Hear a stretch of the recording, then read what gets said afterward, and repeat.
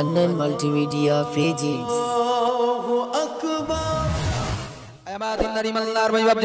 ভালো করে মনে রাখো, আমি একটুখানি কোরআনের কথা বলে দিয়ে যাই। ও দিনদারি মালদার ভাই বাপজিরা, মাগুরতি নওজওয়ানেরা, যুবকেরা, মুরব্বিরা, মা বোনেরা আমার, আল্লাহর কালাম শোনো, খোদার কোরআন অনুযায়ী জীবন তৈরি করুন। ধর্ম যদি জানতে চাও, কোরআনটাকে সামনে রাখুন। ও আমার দিনদারি মালদার ভাই বাপজিরা, আল্লাহ পাকের কোরআনের নসিহত আপনার জন্য সবথেকে উপকারী। আমি একটুখানি বলে দিয়ে যাই, মনে রাখো। আমার আল্লাহ পাক কি সুন্দর করে জানিয়ে দিলেন, ওগো বান্দা তুমি মনে রেখো বান্দা, আমি আল্লাহ তোমাকে বলে দিলাম। ও দিনদার ইমানদার ভাই বাপজিরা, ওমিনহুম মান আহাদাল্লাহ লাইন আতানা মিন ফাদলিহি লানাসাদ্দাকান্না ওয়া লানাকুনান্না মিনাস সালিহিন ফালাম্মা আতাহুম মিন বাখিলু বিহি মিন ফাদলিহি বাখিলু বিহি ওয়া তাওয়াল্লাউ ওয়া হুম মুহরিদুন। একটু জোরে বলুন সুবহানাল্লাহ, আরো জোরে বলেন না সুবহানাল্লাহ। এই দিনদার ইমানদার ভাই বাপজিরা, আমার আল্লাহ বললেন ওমিনহুম মান আহাদাল্লাহ, পৃথিবীর অনেক বান্দা আমার কাছে ওয়াদা করলো, আমার কাছে কথা দিল, প্রতিজ্ঞাবদ্ধ হয়ে গেল। আল্লাহ তুমি যদি আমাকে দাও, আমাকে মাল দাও, আমাকে যদি সম্পদ দান করো, দুনিয়ার প্রাচুর্য দান করো। ও দিনদার ইমানদার ভাই বাপজিরা, আল্লাহ বললেন দুনিয়ার অনেক বান্দা আমার কাছে কথা দিল। আল্লাহ যেদিন মাল ছিল না, পয়সা ছিল না, আল্লাহ যেদিন কোনো কিছুই ছিল না, বান্দা চোখের পানি ফেলে খোদার কাছে কাঁদতো, আল্লাহ তুমি আমাকে দুটো মাল দাও, আল্লাহ তুমি আমাকে জ্ঞান দাও, আল্লাহ তুমি আমাকে ইলম দাও, আল্লাহ তুমি আমাকে সম্পদ দান করো। আল্লাহ বলেন আমি যখন দিলাম, বান্দার আশাকে পূর্ণ করে দিলাম। আমি যখন তাকে মাল দিলাম, টাকা দিলাম, পয়সা দিলাম, ঘর দিলাম, বাড়ি দিলাম, যতদিন বাড়ি বানাতে পারিনি, নাগ্গেস রে খোদার কাছে কেঁদেছে। আল্লাহ একটা সুন্দর বাড়ি বানাবো, আল্লাহ তুমি বাড়ি বানাবার মতো রাস্তা করে দাও। জায়গা জমি কেনার জন্য কেঁদেছে, বাচ্চা পাওয়ার জন্য কেঁদেছে। আল্লাহ বললেন আমি যখন দিলাম, বান্দা তখন ওয়াদাটা ভুলে গেল, আমার কথা যেন মনে নাই, আমার কথা স্মরণ করতে পারলো না। দেওয়ার সময় বান্দা খোদার কাছে কেঁদে কেঁদে নিয়েছে। আল্লাহ বলেন আমি যেই দিলাম, বান্দা আমি মালিক, আমি আল্লাহ, আমাকে ভুলে গেল। নাহমাদুহু ওয়া নাস্তাঈনুহু ওয়া নাস্তাগফিরুহু। ক্যাসেটটি শব্দ গ্রহণে এবং প্রযোজনা বা পরিবেশনায় Mannan multimedia and recording centre, Jorsutla বাজার, উত্তর 24 পরগনা। ومن سيئات أعمالنا من يهده الله فلا مضل له ومن يضلله فلا هادي له ونشهد أن لا إله إلا الله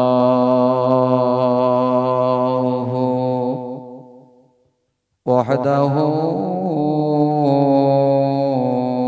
لا شريك له ونشهد أن سيدنا وحبيبنا ومولانا محمدا صلى الله تعالى عليه وسلم تسليما كثيرا كثيرا.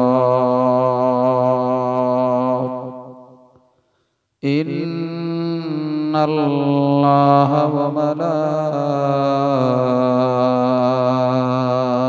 وملائكته يصلون على النبي يا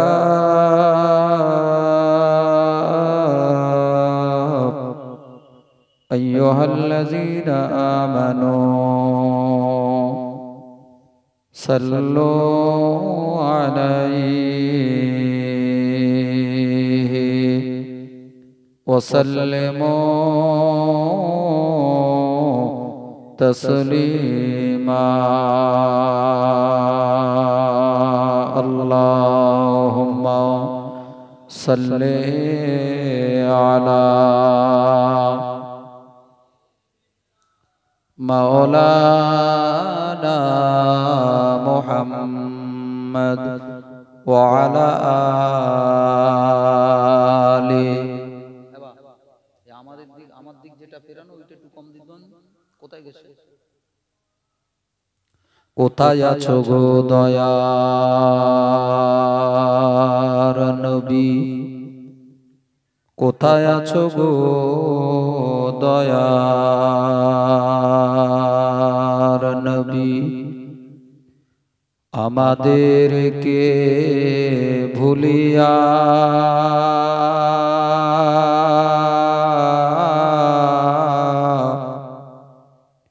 নবী বিনে কি লাভ হবে এই দুনিয়ায় বাঁচিয়া। আল্লাহুম্মা সাল্লি আলা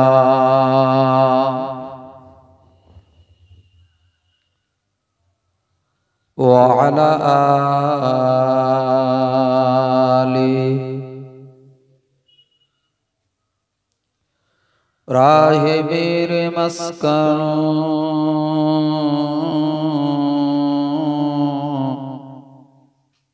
हवाली काबा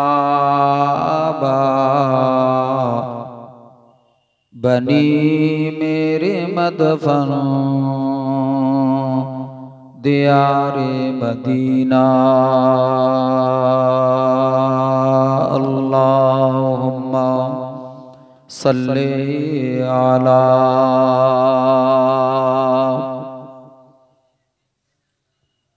व आला आली। সম্মানিত আজকে জলসা সভাপতি, আমন্ত্রিত ওলামায়ে কেরাম, উপস্থিত এলাকার মুরব্বিয়ানে কেরাম, বয়স্ক মুরব্বীরা, তরুণ তাজা নওজোয়ান যুবক ভাই ও বন্ধুরা, অনতি দূরে পর্দার আড়ালে আবডালে বসা এলাকা ধার্মিক মা ও বুবুজানেরা, আল্লাহ পাকের শাহী দরবারে অসংখ্য শুকরিয়া যে মহান আল্লাহ রাব্বুল আলামিন আপনাদের এই সুন্দর বাৎসরিকে জান্নাতের বাগান, অত্যন্ত দামি মূল্যবান মাহফিল, লক্ষ লক্ষ টাকার চাইতে দামি আজকের মাহফিল। কারণ আমরা অনেকে এই মজলিসের গুরুত্ব দাম দিতে পারিনি, এজন্য অসংখ্য মুসলমান এখনো বাড়িতে, রাস্তাঘাটে, চায়ের দোকানে। এই মাহফিলে খুব সামান্য সময়ে বসাটার মূল্য যদি বুঝতাম, আমরা কাড়াকাড়ি করতাম, মারামারি করতাম মজলিসে জায়গা নেওয়ার জন্য। মজলিসে বসলে আমার আপনার কি লাভ? এই মাহফিলে যোগদান করাটা কত বড় সৌভাগ্যের কথা। আমার আপনার প্রিয় নবী রাসূলুল্লাহ সাল্লাল্লাহু আলাইহি ওয়াসাল্লাম সোনার জবানে অসংখ্য হাদিস পাকে আমাদেরকে শুনিয়েছেন। আমরাও বিভিন্ন নসিহতের মাহফিল মজলিসগুলোতে আল্লাহর আলেম বান্দা, আলেম ওলামা, বক্তা হুজুরদের কাছে লম্বা বক্তৃতা শুনে রেখেছি। প্রিয় নবী বললেন, এই মাহফিলটা হলো জান্নাতের বাগান। এই মজলিসে যারা বসে তারা যেন দুনিয়াতেই জান্নাতের বাগানে বসার সৌভাগ্য লাভ করলো। রাসূলুল্লাহ বললেন, দিন, ধর্ম, ধর্মীয় মূল্যবোধ, ধর্মীয় জ্ঞান, ধর্মীয় ইলম হাসিলের উদ্দেশ্যে জ্ঞানী গুণী আলেমদের বক্তৃতার মজলিসগুলোতে তোমরা বসো। কারণ এখানে বসলে তোমরা ধর্ম জানতে পারবে, যেটা প্রতিটি মুসলমানের জন্য অপরিহার্য কর্তব্য। পৃথিবীতে অসংখ্য মুসলমান আমরা বাস করি, শুধু মুসলমানই পরিচয়, এতটুকানি পুঁজি। বাপদাদা মুসলমান, 14 পুরুষ মুসলমান, নামটাও মুসলমানের। মাঝে মাঝে পাঞ্জাবি গাই দিই, টুপি মাথায় দিই, গরুর গোশত খাই। ধর্ম বলতে কোনো কিছুই অনেক মুসলমানের কোনো অনুভূতিতে নেই। আল্লাহ হেদায়েত দান করেন। আল্লাহ খুব ভালোবেসে আমাকে আপনাকে মুসলমানের ঘরে জন্ম দান করলেন বাপ, কিন্তু একেবারেই বেকার বানিয়ে দিয়েছি। আর 5টা বেঈমানের মতো ইসলামকে কদর করতে পারিনি, ইসলামকে চিনতে পারিনি। দুনিয়ার সবকে চিনে নিয়েছি, পাজা করেছি, কোলে আপন বানিয়েছি।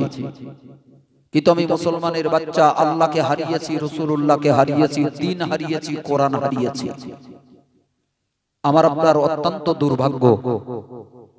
এখন এই মাহফিল মজলিসগুলোতে আলেম ওলামার মজলিসে বসলে ধর্মীয় কিছু জ্ঞান আপনি অন্বেষণ করতে পারবেন, জানতে পারবেন।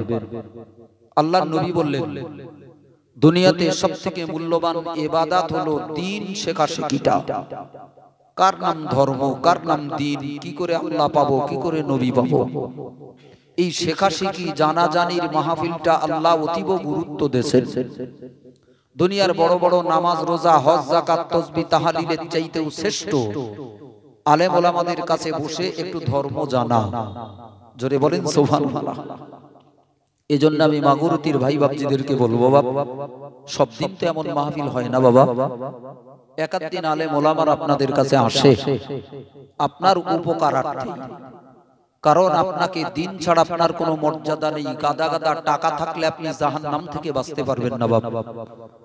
দুনিয়ার গাদাগানি জায়গা কিনেছেন, জমি জায়গা রয়েছে, সুন্দর বাড়ি তৈরি করেছেন, খাওয়ার অভাব নেই, পড়ার অভাব নেই, দুনিয়ার কোনো অভাব নেই।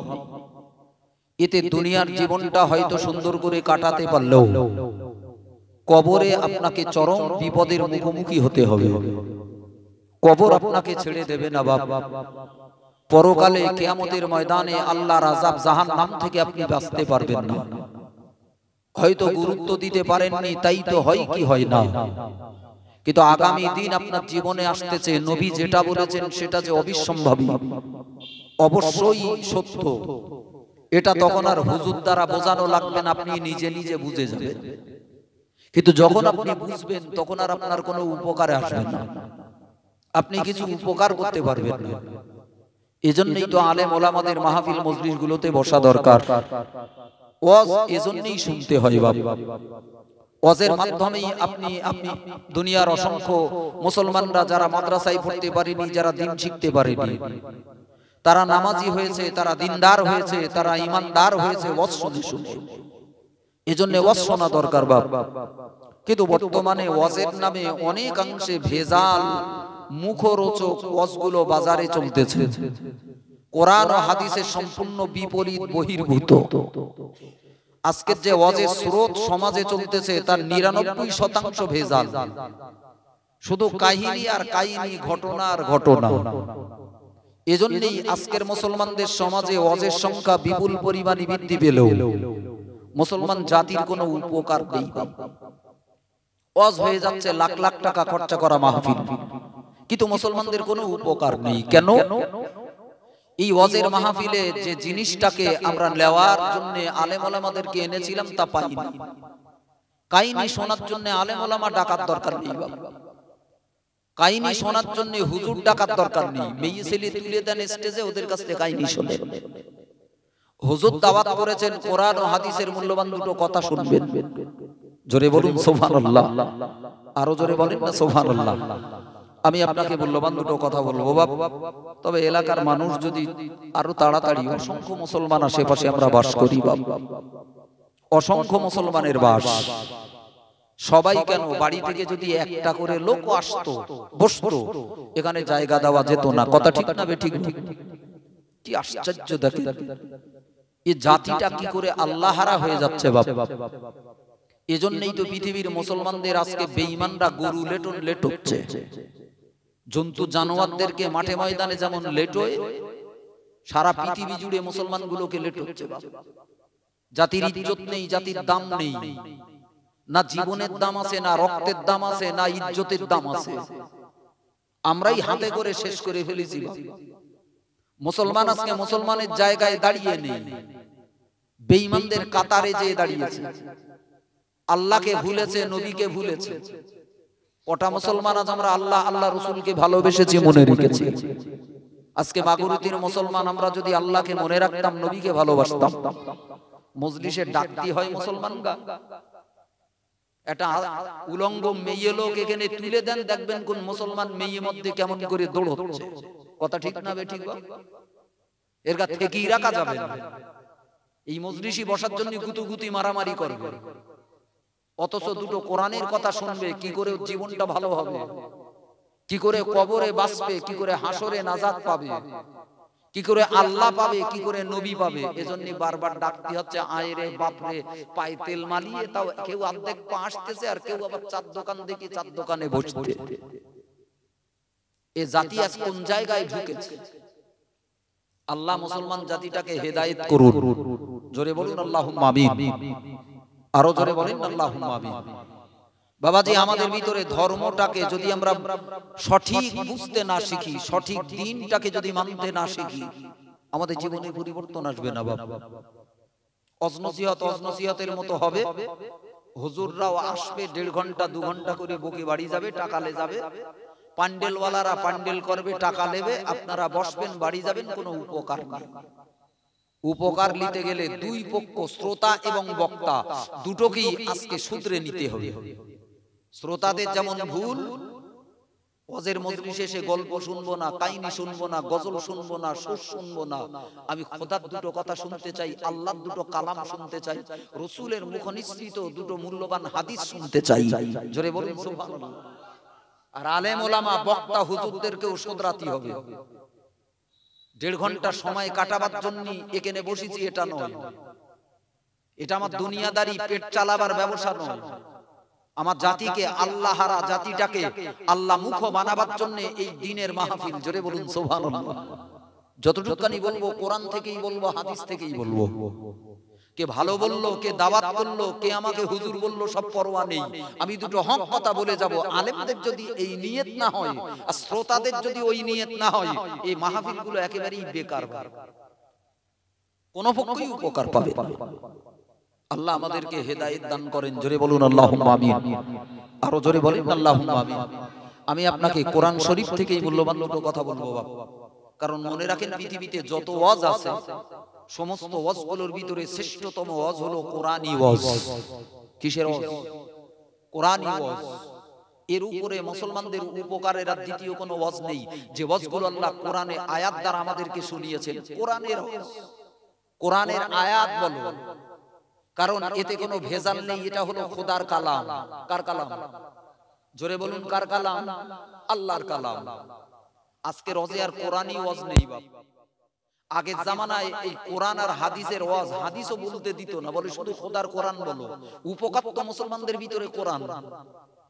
কোরআন যদি না শুনতে পারেন, কোরআন যদি আমলি জীবন থেকে ছাড়িয়ে যায়, জীবনের কোনো উন্নতি নেই। আজ আমরা পীর বুজুর্গদের ওয়াজ শুনতে অভ্যস্ত। কোন পীর সাহেব কি করে বেরিয়েছে, ফুমেরে ভাটটা ফাটিয়ে দিয়েছে, আর কেটা পানির উপর দিয়ে হেঁটে মক্কা শরীফে গেছে, কানে হাত দিয়ে টান দিয়ে লাগিয়ে দিয়েছে, মুসলমান খুব ভালোবাসতেছে।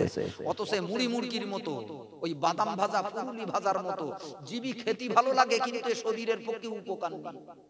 যত খাবি তত তোর ঈমান নষ্ট হবে। পীর বুজুর্গদের বেশি কথা শোনা যাবে না, বেশি করে শোনো খোদার কালামের কথা। জোরে বলুন সুবহানাল্লাহ। কোরআনের কথা শোনো। যা শুনলে তোমার মরা ঈমান জিন্দা হবে, যা শুনলে খোদার সঙ্গে তোমার সম্পর্ক হবে, যা শুনলে তোমার পরকাল সুন্দর হবে, সেই কোরআনটাকে আজ আমরা ছেড়ে দিয়েছি বাপ।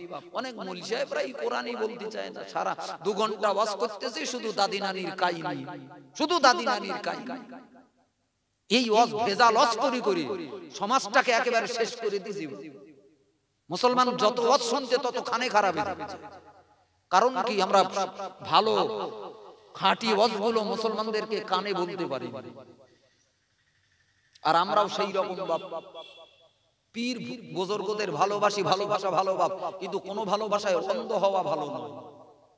আল্লাহর ওলিদের ভালোবাসুন, পীর আল্লাহ ওয়ালাদেরকে মহব্বত করুন, কিন্তু মহব্বতটা যেন আমাকে অন্ধ বানিয়ে না দেয়। হুজুর হুজুর করতে করতে যেন আমার কাছ থেকে নবী ছেড়ে না যায়, নবী হারিয়ে না যায়, আল্লাহ যেন হারিয়ে না যায়। কিছু মূর্খ মুসলমান আছে বাপ, আমরা সাধারণ আলেম ওলামা তাদের কাছে এত বেশি করে পীর বুজুর্গদের রস করেছি, তারা মনে করে রেখেছে কি এই হুজুর ধরলেই, পীর ধরলেই আমার সব। আল্লাহ যে হারিয়ে গেছে, নবী যে হারিয়ে গেছে, এ খবর নেই। এরকম রোগ মুসলমানদের কলিজায় ঢুকেছে না ঢুকিনি? এখন সারাতি গেলি বাপ বেশ খানিকটা নিড়ুতি হবে, কিন্তু নিড়ুরেই তো মুসলমানরা খেপে যায়, বলে হুজুরদের বিরুদ্ধে বলতে। এটা ইসলামী আকীদা নয়।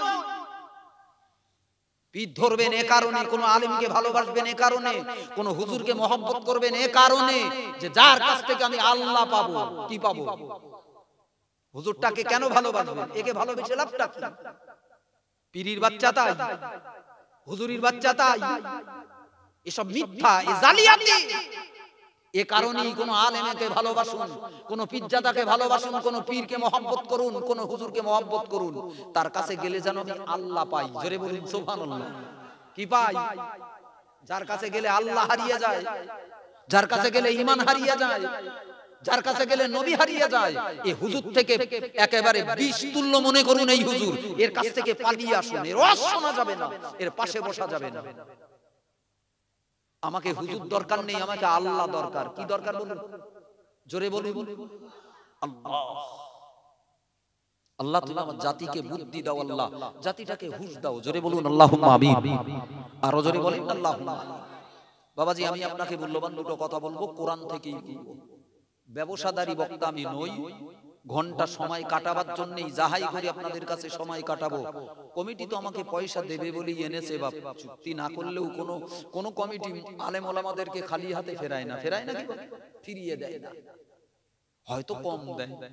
কেউ দাবি করিয়েছে তার দিচ্ছে 15,000 20,000, কেউ দাবি করেনি তার দিচ্ছে 2,000 3,000।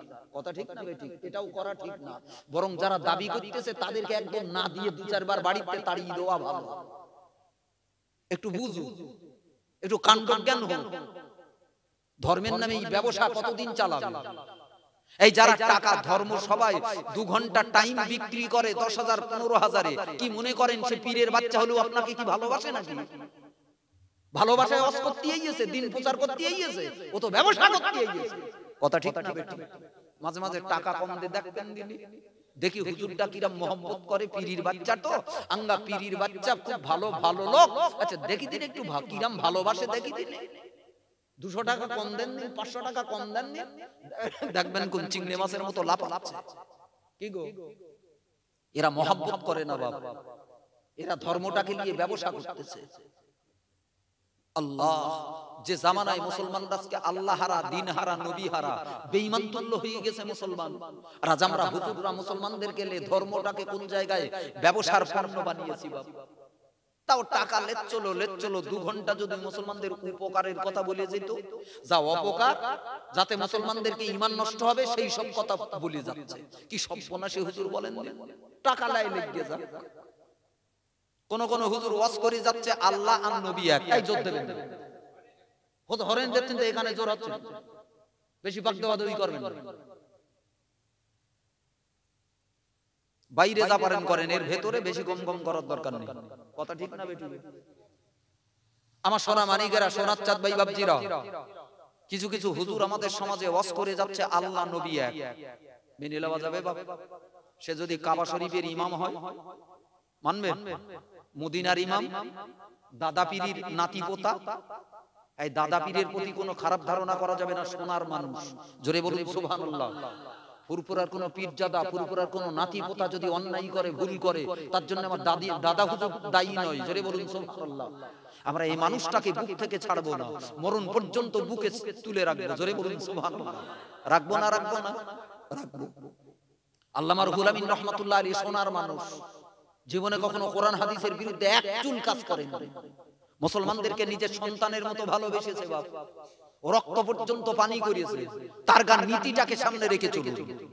আল্লামা হুজুরি কোন নাতি পোতা যদি কোরআনের বাইরে কথা বলে, ধর্মের বাইরে কথা বলে, বাহাদুরি করার জন্য ধর্ম ব্যবসা চালায়, এই নাতি পোটাকে ছাড়েন, কিন্তু আল্লামা হুজুরকে ছাড়া যাবে বাপ? কখনো ছাড়া যাবে না। জোরে বলেন সুবহানাল্লাহ। আরো জোরে বলেন না সুবহানাল্লাহ। আজকে সমাজে বেঈমানরা যত ইসলামের ক্ষতি করতেছে, বেশ কিছু হুজুর, বেশ কিছু পীরজাদা তার চাইতে বেশি মুসলমানদের ঈমান শেষ করে দিচ্ছে।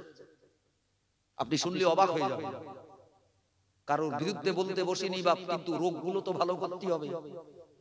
এই 5টা সম ঈমানের রোগ যারা বাদিয়েছে তাদেরকে তো একটু শায়েস্তা করা দরকার। কথা ঠিক না বেঠিক? আল্লাহ হেদায়েত দান করেন। জোরে বলেন আল্লাহুম্মা আমিন। আরো জোরে বলেন আল্লাহুম্মা আমিন। বাবা, কোরআন শরীফ 30টা পারা, 30 খণ্ডে আল্লাহ কোরআনটাকে বিভক্ত করেছেন। কটা খণ্ড? জোরে বলেন কত? অনেক মুসলমান আছে এখনো বুড়ো হয়ে গেছে, সব পেকে গেছে, দাড়ি চুল পাকা হয়ে গেছে, কবরে এক পা ডেঙ্গা এক পা, জীবনে এখনো কোরআনটাকে ছুঁইনি। এরা মুসলমান আছে না? নেই? হায় রে খোদা, এ আবার কবরে গিয়ে জান্নাত নেবে। মরার পরে খোদার জান্নাতে নেবে। খোদা তোর জন্য যে কোরআন শরীফ নাজিল করলো জীবনে ছুঁইছিস? কোন পীরের মাজার ধরিয়েছে? আল্লাহ নেবে। সব ভুল রাস্তা চিনিয়েছি আমরা, ভুল পথ দেখিয়ে দিছি। কোন পীরের মাজারে দৌড়চ্ছে? খাজা বাবার মাজার, অমুক পীরের মাজার, অমুক বাবার মাজার। গে মাজারে গে কাঁদতেছে, দোয়া করতেছে, কবরের মাটি মেঘে বাড়ি আসতেছে। কিন্তু হায়রে খোদা হেদায়েতের জন্য 23টা বছর ধরে যে খোদার কালাম, আল্লাহর কালাম, নির্ভুল কিতাব কোরআন শরীফ আল্লাহ দান করলো, জীবনে এখনো ছুঁইনি। এ মুসলমান কি করে বাঁচবে বাপ? কোরআন কাঁদতেছে, আল্লাহ কোন জাতির কাছে তুমি আমাকে পাঠালে আল্লাহ? এরা শুধু তোতা পাখির মতো কিছু তেলাওয়াত করে, কিছু বোঝে টোজে না। আর রোগ ব্যাধি জেন ভূতি ধরলি আমার কালাম লিখে গলায় ঝুলোয় আর তুই চুমু খায়। আল্লাহ কি করতে এই জাতির কাছে আমাকে কোরআন পাঠিয়েছো আল্লাহ? এরা আমাকে লাই না। কোরআনের বদদোয়া মুসলমানদের মাথায় লাগতেছে, জাতি শেষ হয়ে যাচ্ছে, খোদার গজব করতেছে। কোরআন যার ঘরে কাঁদবে, কোরআন যার যে জাতির কপালে বদদোয়া লাগবে, কোন পীরের বদদোয়ায় ওই জাতির কপালে আর খোদার রহমত আসবে না। পীরের চাইতে কোরআন বড়, জোরে বলুন সুবহানাল্লাহ। এই বড় না বড় না? মাঝে মাঝে কোরআনটা ধরে চুমু খাবেন আর ঝরঝর করে কাঁদবেন, আল্লাহ আল্লাহ কি অন্যায় করেছি খোদা, কোরআনটা বুঝিনি, কোরআনটা পড়তে পারিনি। কোরআন হলো আমার জীবনের মূল্যবান আমার সম্পদ, কোরআন হলো আমার জীবন বিধান, সংবিধান। আমি একজন মুসলমান হতে গেলে কি দরকার, মুসলমান হতে গেলে কোন রাস্তায় দরকার, কি কাজ করা দরকার, এই কোরআন হলো জীবন বিধান। কোন হুজুরির কথা শুনে ধর্ম না। ইসলামটাকে আল্লাহ পরিপূর্ণ ইসলাম ধর্ম বানিয়েছে, এর কোনো ঘাটতি নেই, কমি নেই, যে একটা হুজুর না আসলে ইসলাম আর পরিপূর্ণ হবে না। পীরে না থাকলে ইসলাম বাঁচবে না। ইসলামে খানিকটা ঘাটতি আছে। মুসলমানের কলজেই কি আগুন লেগেছে। ইসলামটাকে আল্লাহ পরিপূর্ণ জীবন বিধান বানিয়েছে, পৃথিবীর সেরা ধর্ম বানিয়েছে, জোরে বলুন সুবহানাল্লাহ। কোরআন তার দলিল। তুমি পড়তে পারোনি, এটা তোমার বদনসিব, কপাল ফাটা। আল্লাহ, কোরআনের সঙ্গে মুসলমানদের সম্পর্ক ছিঁড়ে গেছে। কোন পিজ্জাদা, কোন হুজুর, কোন এগার কেডা কেডা কোথাতে বেরুচ্ছে বাপ, বর্তমান জামানায় বোঝা খুব মুশকিল। আর অন্ধ মুসলমান বাপ, এর গা না আছে চোখ, না আছে জ্ঞান। এই হুজুর মতন দেখলেই গে পা জড়িয়ে ধরতে, একটু বোঝেও না যে কনেগার হুজুর কি উদ্দেশ্যে এসেছে। এই সব আলেম কি এক? সব হুজুর কি এক? কখনো হতে পারে না। হুজুরদের ভিতরে নফস আছে, লোভ আছে, দুনিয়ার মহব্বত আছে, টাকার চিন্তা আছে। আগেকার হুজুররা ছিল সব ফকির মতো, তালিমারা জামা গায়ে দেওয়া, ভাত খাবার লোভ ছিল না, টাকার লোভ ছিল না, দুনিয়ার প্রতি মহব্বত ছিল না। কথা ঠিক না বেঠিক? আল্লাহর ওলি হতে গেলে এক নম্বরে দুনিয়াটাকে তালাক দিতে হয়। কি তালাক দিতে হয়? দুনিয়াটাকে তালাক। যেমন দুটো একটা মদ্দা লোক বউ তালাক দেয়, দেখেন না? কি তালাক দেয়? বউ তালাক দেয়। যে মেয়ে লোকটাকে বউটাকে তালাক দিয়েছে তার দিক ফিরে আর হাসা যায়? কি গো, তার চুমু খাওয়া যায়, পাশের কাছে গল্প করা যায়? এটা যেমন হারাম। দেখতে পারো না তোমার তালাক দেওয়া বউ, এর দিকে আবার তাকাবা কেন? দুনিয়াটা ঠিক ওই রকম। পীর বুজুর্গরা ওইরকম করেছেন, এর দিকে মোটে তাকাই নাই, পেশাব ফিরে বেরিয়ে যাবে। এর কাছে গেলে আমার আল্লাহ অসন্তুষ্ট, আল্লাহ হারা হয়ে পড়বে। আর আজকাল তারাই হুজুর যারা দুনিয়ার সব থেকে দুনিয়া চেটি বুটে খাচ্ছে, চেটতেছে একেবারে 14 হাত জিভ দিয়ে দুনিয়া চেটতেছে। সেরা বাড়ি আমি করব। দেখেন না এক একটা হুজুর বলতে আমার ঘরটা দেখে কি চালাচ্ছে দুনিয়া। আমাদের পীর বুজুর্গরা কি ছিল বাপ? দাদা হুজুর কেবলা, আল্লামা হুজুর কেবলা কি মানুষ ছিলেন, কোন রাস্তার মানুষ ছিলেন। দুনিয়াটাকে তালাক দিয়ে বেরিয়েছেন, দুনিয়ার দিকে তাকাই। এক এক গ্রামে ওয়াজ করেছে বাবা, এরকম মাহফিল তো তখন ছিল না, তারাই পত্তন করেছে বাংলায়। গ্রামের লোকদেরকে একা জিগে জিগে ডেকে ডেকে এক জায়গায় বসিয়েছে। কিসে বসতি দেশে? এরা তো হুজুরও চেনে না। নাড়ায় বসতি দেশে, সেখানে বসে খোদার কোরআন শুনিয়েছে।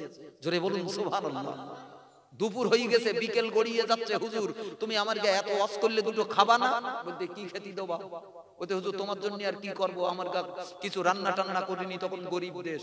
বলতে বাবা তুমি শাক রান্না করেছো, ওই শাক দিয়ে দুটো ভাত দাও, ওই খাবো। তোমরা আমার আপনজন, আমরা তোমাকে আল্লাহ চিনতে এসেছি। জোরে বলুন সুবহানাল্লাহ। আর আজকে কি হচ্ছে? দাদা হুজুরির বংশের নাতিপোতা হুজুর বলে পরিচয় দিচ্ছে, দাওয়াত দিতে গেলে আগে বলতে 25,000 টাকা 20,000 টাকা লিখে দাও। এই আমার জন্য একটু ভালো জায়গা মসজিদে বসার ব্যবস্থা করো না, বড় লোকের একটা খাট দেখে মোটা গদি দেখে বসতে দিও, সরু চালির ভাত রান্না করো। কি হচ্ছেটা কি? বোকা সেজেছেন নাকি? এটা দেখতে পান না?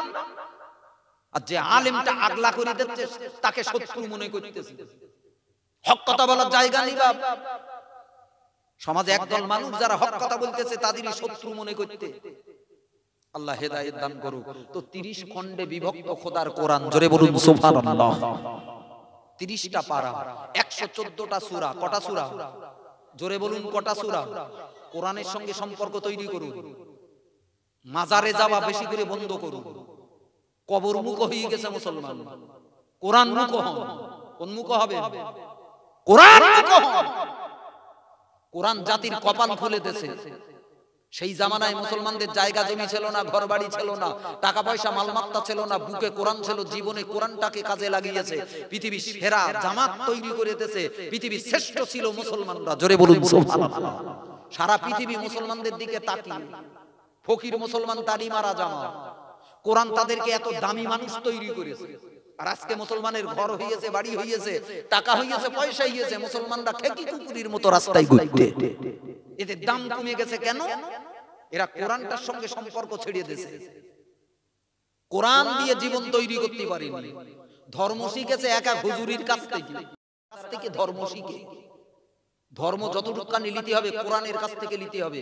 আর কোরআন যদি বুঝতে কোথাও অসুবিধা হয় হাদিসের কাছে যেতে হবে, জোরে বলুন সুবহানাল্লাহ।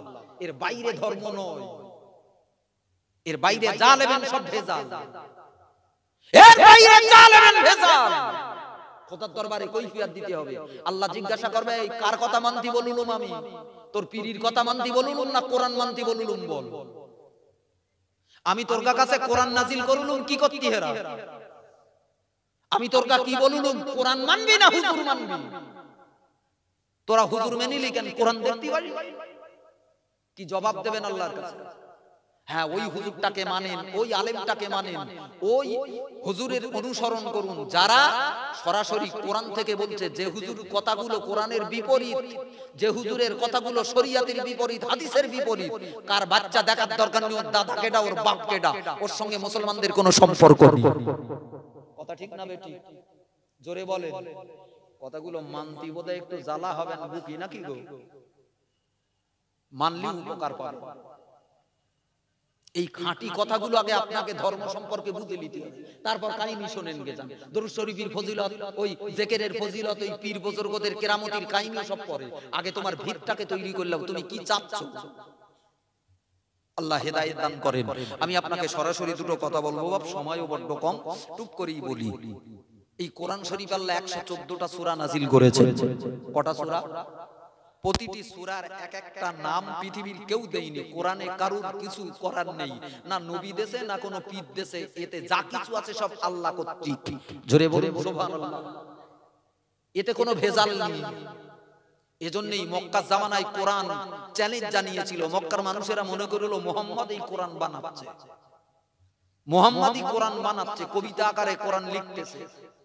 আল্লাহ আয়াত নাজিল করে মক্কার মানুষদেরকে, সারা পৃথিবীর মানুষদেরকে চ্যালেঞ্জ দিল, যদি কোরআনটাকে মানুষের তৈরি, আমার নবীর তৈরি মনে করো, আল্লাহ আমি আল্লাহ, আমার কিতাব নয়, আমার নাজিলকৃত কিতাব নয়, আমি চ্যালেঞ্জ দিচ্ছি পৃথিবীতে কে আছো, কোন মায়ের দুধ খাওয়া সন্তান, সারা পৃথিবীর নেতা মাতব্বর, সারা পৃথিবীর জ্ঞানী গুণীদেরকে এক জায়গায় করে কোরআনের মতো একটা ছোট্ট সূরা বানাও, একটা আয়াত তৈরি করো। জোরে বলুন সুবহানাল্লাহ। আজ পর্যন্ত 2000 বছরের ইতিহাস সারা পৃথিবী কোরআনের কাছে মাথা নত করে রেখেছে। কোরআনের চ্যালেঞ্জটাকে গ্রহণ করতে পারিনি। খোদার কালাম কোরআন, জোরে বলুন সুবহানাল্লাহ। এতে কোনো ভেজাল নেই।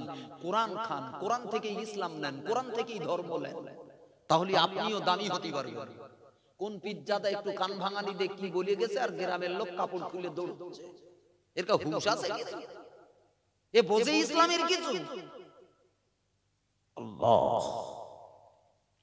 তো যে কটা সূরা আল্লাহ দেশে, সব কটা সূরার নাম আল্লাহই নামকরণ করেছে। কোরআনের প্রথম যে সূরাটা ছোট সূরা, যার নাম সূরা ফাতিহা। কি নাম? সূরা ফাতিহা। তারপরে সূরাটা সূরা বাকারা। জোরে বলুন সুবহানাল্লাহ। কোরআন এক পৃথিবীর বিস্ময়কর গ্রন্থ বাবা। শুধু সেই জামানার জন্য না, শুধু এই জামানার জন্য না, কিয়ামত পর্যন্ত এই কিতাব আর আল্লাহ নাযিল করবে না, দরওয়াজা বন্ধ। আল্লাহ, এ কি রহমতি কিতাব, এ কি জ্ঞানের সাগর।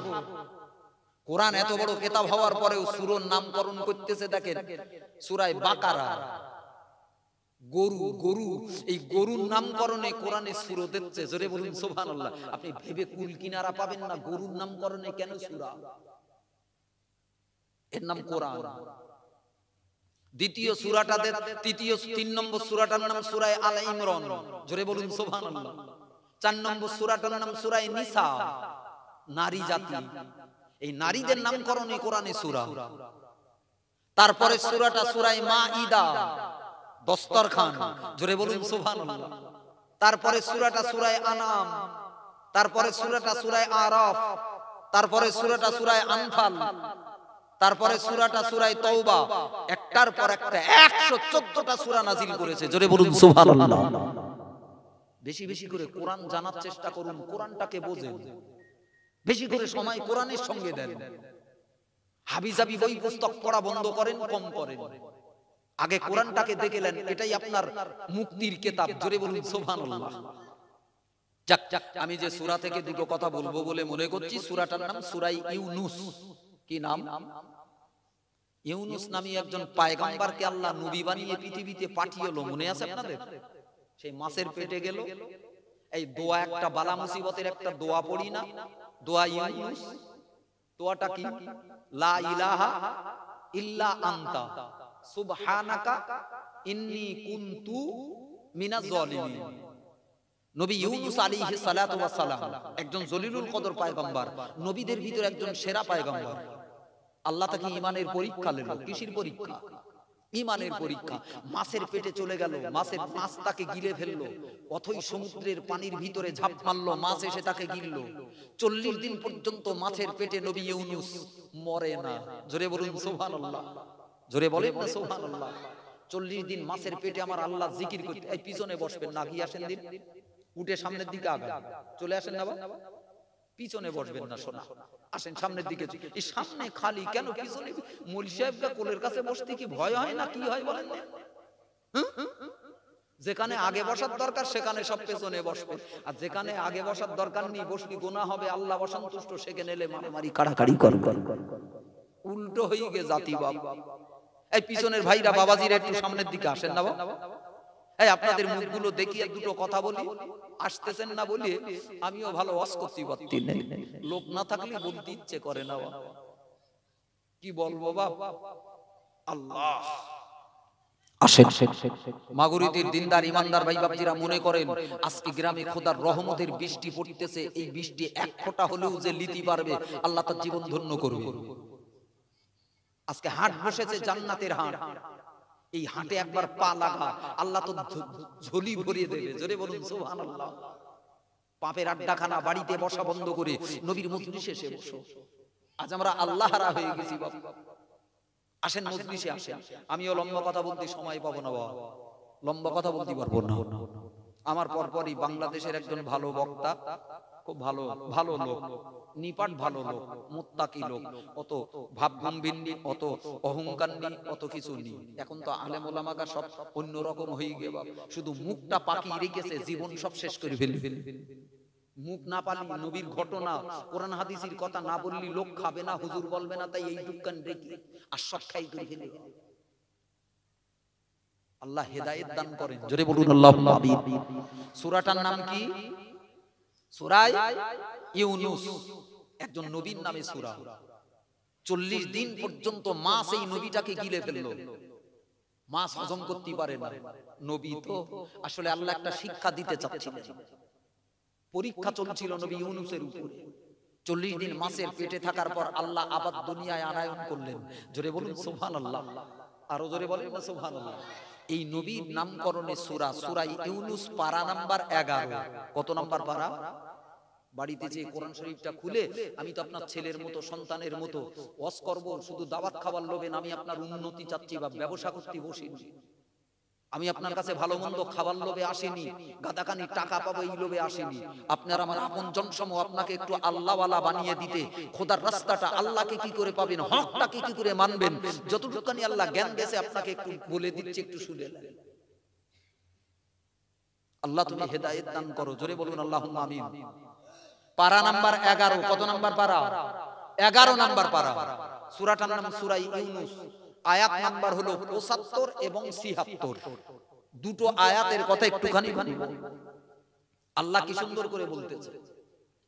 আমার দিনদার ইমানদার ভাই বাপজিরা, ভালো করে মনে রাখো, আমি একটুখানি কোরআনের কথা বলে দিয়ে যাই। ও দিনদার ইমানদার ভাই বাপজিরা, মাগুরতি নওজওয়ানেরা, যুবকেরা, মুরব্বিরা, মা বোনেরা আমার, আল্লাহর কালাম শোনো, খোদার কোরআন অনুযায়ী জীবন তৈরি করুন। ধর্ম যদি জানতে চান, কোরআনটাকে সামনে রাখুন। ও আমার দিনদার ইমানদার ভাই বাপজিরা, আল্লাহ পাকের কোরআনের নসিহত আপনার জন্য সবথেকে উপকারী। আমি একটুখানি বলে দিয়ে যাই, মনে রাখো। আমার আল্লাহ পাক কি সুন্দর করে জানিয়ে দিলেন, ওগো বান্দা তুমি মনে রেখো বান্দা, আমি আল্লাহ তোমাকে বলে দিলাম। ও দিনদার ইমানদার ভাই বাপজিরা, ওমিনহুম মান আহাদাল্লাহ লাইন আতানা মিন ফাদলিহি লানাসাদ্দাকান্না ওয়া লানাকুনান্না মিনাস সালিহিন ফালাম্মা আতাহুম মিন বাখিলু বিহি মিন ফাদলিহি বাখিলু বিহি ওয়া তাওয়াল্লাউ ওয়া হুম মুহরিদুন। একটু জোরে বলুন সুবহানাল্লাহ, আরো জোরে বলেন সুবহানাল্লাহ। এই দিনদার ইমানদার ভাই বাপজিরা, আমার আল্লাহ বললেন ওমিনহুম মান আহাদাল্লাহ, পৃথিবীর অনেক বান্দা আমার কাছে ওয়াদা করলো, আমার কাছে কথা দিল, প্রতিজ্ঞাবদ্ধ হয়ে গেল। আল্লাহ তুমি যদি আমাকে দাও, আমাকে মাল দাও, আমাকে যদি সম্পদ দান করো, দুনিয়ার প্রাচুর্য দান করো। ও দিনদার ইমানদার ভাই বাপজিরা, আল্লাহ বললেন দুনিয়ার অনেক বান্দা আমার কাছে কথা দিল। আল্লাহ যেদিন মাল ছিল না, পয়সা ছিল না, আল্লাহ যেদিন কোনো কিছুই ছিল না, বান্দা চোখের পানি ফেলে খোদার কাছে কাঁদতো, আল্লাহ তুমি আমাকে দুটো মাল দাও, আল্লাহ তুমি আমাকে জ্ঞান দাও, আল্লাহ তুমি আমাকে ইলম দাও, আল্লাহ তুমি আমাকে সম্পদ দান করো। আল্লাহ বলেন আমি যখন দিলাম, বান্দার আশাকে পূর্ণ করে দিলাম। আমি যখন তাকে মাল দিলাম, টাকা দিলাম, পয়সা দিলাম, ঘর দিলাম, বাড়ি দিলাম, যতদিন বাড়ি বানাতে পারিনি, নাগ্গেস রে খোদার কাছে কেঁদেছে। আল্লাহ একটা সুন্দর বাড়ি বানাবো, আল্লাহ তুমি বাড়ি বানাবার মতো রাস্তা করে দাও। জায়গা জমি কেনার জন্য কেঁদেছে, বাচ্চা পাওয়ার জন্য কেঁদেছে। আল্লাহ বললেন আমি যখন দিলাম, বান্দা তখন ওয়াদাটা ভুলে গেল, আমার কথা যেন মনে নাই, আমার কথা স্মরণ করতে পারলো না। দেওয়ার সময় বান্দা খোদার কাছে কেঁদে কেঁদে নিয়েছে। আল্লাহ বলেন আমি যেই দিলাম, বান্দা আমি মালিক, আমি আল্লাহ, আমাকে ভুলে গেল। এরকম লোক আছে না?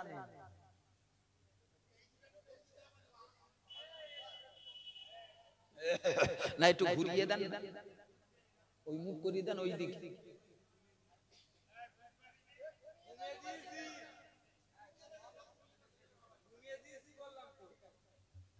দেখা যাক, এরপরেও লাগলে একটু ঘুরিয়ে দেবেন।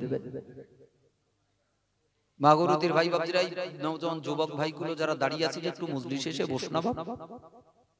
এই নবীর মজলিসে বসলি তো দাম কমে যাবে না বাপ। এই চটে বসলি আল্লাহ তার ইজ্জত দেবে, জোরে বলুন সুবহানাল্লাহ। এই মাহফিলটা হলো রাসূলুল্লাহর মাহফিল, জোরে বলুন সুবহানাল্লাহ। এই রাজনীতির মাহফিল না, পাপের মজলিস না, এটা জান্নাতি মজলিস, জোরে বলুন সুবহানাল্লাহ। আরো জোরে বলেন সুবহানাল্লাহ। আমার দিনদার ইমানদার ভাই বাপজিরা, ভালো করে মনে রাখো, আমার আল্লাহ পাক কি সুন্দর করে জানিয়ে দিলেন। সূরার নাম সূরা ইউনূস, পারা নাম্বার 10, 75 এবং 76 নম্বর আয়াত। আমার আল্লাহ কি সুন্দর করে বলতেছেন ওমিনহুম মান আহাদাল্লাহ লাইন আতানা মিন ফাদলিহি লানাসাদ্দাকান্না ওয়া লানাকুনান্না মিনাস সালিহিন ফালাম্মা আতাহুম মিন ফাদলিহি বাখিলু বিহি ওয়া তাওয়াল্লাউ ওয়া হুম মুরিদুন। ও দিনদার ইমানদার ভাই বাপজিরা, এমন একটা মানবিক রোগ মুসলমানদের ভিতরে ঢুকেছে। আল্লাহ এই রোগটাকে ভালো করার জন্য বললেন, কি সুন্দর করে আল্লাহ বলে দিলেন। ও দিনদার ইমানদার ভাই বাপজিরা, আল্লাহ বললেন বান্দা দিনেওয়ালা আমি ছাড়া দুনিয়ার কোনো কিছুর মালিক দ্বিতীয় কেউ নাই। তোমার জীবনে কেউ কিছু দিতে পারে না, দুনিয়ার কারো কোনো ক্ষমতা নয়। ক্ষমতার মালিক আমি আল্লাহ। আমার গোলামি করো, আমার বান্দাগি করো, আমার কাছে চাও। আমি আল্লাহ ছাড়া দেনেওয়ালা পৃথিবীতে কেউ নাই। কিন্তু এমন কিছু বান্দা রয়েছে বাবা, আমি আল্লাহ আমার কাছে চাই, যখন প্রয়োজন পড়ে, অভাব পড়ে যায়, খোদার কাছে কাঁদো, আমি আল্লাহ তার দোয়াটাকে কবুল করে নিলাম। যখন দিলাম, আমার কাছে ওয়াদা করলাম নেক কাজ করব, ভালো কাজ করব, আমি খোদার সন্তুষ্টি অর্জন করব, আল্লাহ বলবো না, নবী বলবো না।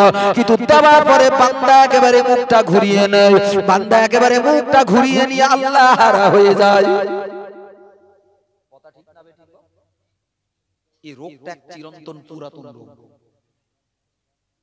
এক পুরাতন রোগ, মারাত্মক রোগ। আমার সোনামানিকেরা, সোনার চাঁদ ভাই বাবজিরা, এই রোগ আজকে তো আছেই, অসংখ্য মুসলমান নামাজিদের ভিতরেও রোগ হয়েছে। হাজার হাজার রোগগ্রস্ত আমরা, ইমানের রোগে রোগী। এই দুনিয়ায় যেমন রোগ হয়, মাথা যন্ত্রণা, প্রেসার, সুগার, অমুক তমুক, ইমানের, আপনার ইমানেও এরকম রোগ জন্মায়। এগুলো চিকিৎসা করার জন্য যেমন দুনিয়ার ডাক্তার, মেডিকেল, হসপিটালের প্রয়োজন, ভিতরের রোগগুলো চিকিৎসা করার জন্য যোগ্য আলেম দরকার। জোরে বলুন সুবহানাল্লাহ। কি দরকার? যোগ্য আলেম দরকার। ঔষধ আজে বাজে দেওয়া যাবে না, কোরআনের আয়াত দিয়ে ঔষধ দিতে হবে। জোরে বলুন সুবহানাল্লাহ। এই রোগ আমাদের ভিতরেও মারাত্মক আকার ধারণ করেছে। প্রয়োজনে খোদার কাছে চাই, কাঁদি, আল্লাহ দাও আল্লাহ। দিন যেই পার হয়ে যায়, বান্দা দেখে কেটা এ মনে করে যে এই যেন খোদা সেজেছে। একদিন এইটা পাওয়ার জন্য আল্লাহর কাছে কি নাক ঘষলাম দিল, সেজদায় পড়ে কাঁদতলো, চোখের পানি ফেলতলো, যেই আল্লাহ দেশে এ মনে করতে এ তো আমার জন্যই হয়েছে, আবার কেটা দেশে, কেটা আল্লাহ। আস্তাগফিরুল্লাহ। এই আয়াত দুটো নাজিল করেছেন আমার আল্লাহ পাক বেশ একটা ঘটনা সামনে রেখে, যাকে বলে শানে নুজুল, প্রেক্ষাপট। এই আয়াত দুটো আল্লাহ কেন দান করলো? প্রিয় নবী রাসূলুল্লাহ সাল্লাল্লাহু আলাইহি ওয়াসাল্লাম হিজরত করে মক্কা ছেড়ে মদিনায় গেলেন। কোথায় গেলেন বলুন? আচ্ছা, এখন যদি আমার দেশের সরকার, দেশের নেতারা বলে এখানে কলেমা পড়া যাবে না, নামাজ পড়া যাবে না, দাড়ি রাখা যাবে না, এমনি তো অনেক কিছু মানা করতে, এরপরেও খোদাকে যে দেশে মানতে দেয় না মুসলমানদের, সেখানকার নিয়ম হলো সে দেশটা ত্যাগ করে যেখানে তুমি খোদাকে মানতে পারবা সেখানে যাও, এ দেশ ছেড়ে দাও। আমরা পারবো?